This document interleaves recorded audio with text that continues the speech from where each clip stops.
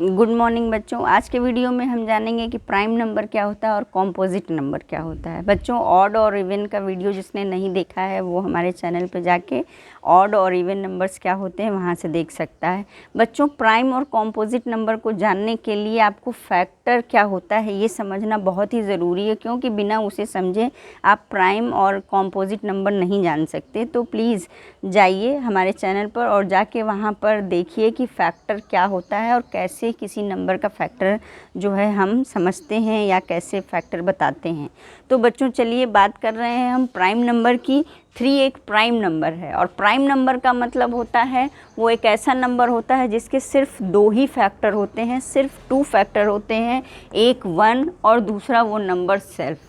तो जैसे कि 1 3s आर 3 और 3 1s आर 3, मतलब कि 3 जो है सिर्फ 1 और 3 की ही टेबल में आता है, बस उसके 2 ही फैक्टर होते हैं और किसी की टेबल में आएगा ही नहीं, तो वो प्राइम नंबर हुआ। अब नेक्स्ट एग्जांपल लेते हैं 19।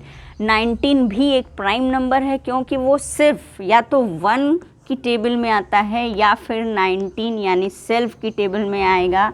1 19s आर 19, या फिर ये कहें कि 19 1s आर 19, इसके अलावा वो किसी की टेबल में नहीं आता, यानी कि किसी भी नंबर से वो फुल्ली डिवाइड नहीं हो सकता।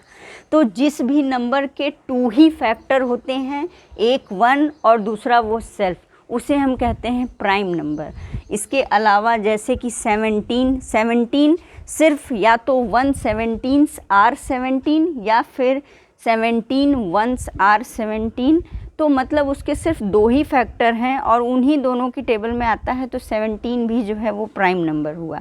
तो बस ये याद रखिए कि जिसके सिर्फ 2 फैक्टर्स होते हैं, 1 और वो एक तो वो इटसेल्फ, तो उसे बोलते हैं हम प्राइम नंबर। अब बात करते हैं कॉम्पोजिट नंबर।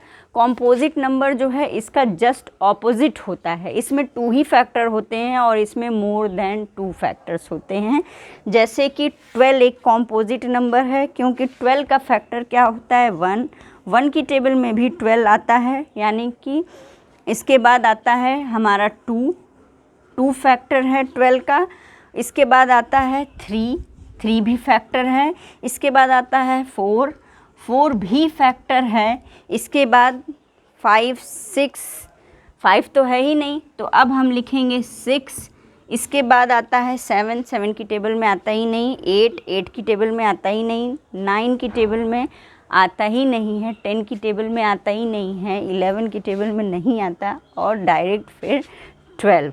तो बच्चों फिर से ध्यान से देखिए कि 12 के इतने सारे नंबर फैक्टर हैं, क्योंकि इन सब की टेबल में 12 आता है और 12 इन सब से जो है फुल्ली डिवाइड हो सकता है। तो जिस भी नंबर के ढेर सारे फैक्टर होते हैं उसे हम कहते हैं कॉम्पोजिट नंबर, और जिसके सिर्फ 2 ही फैक्टर होते हैं उसे कहते हैं प्राइम नंबर।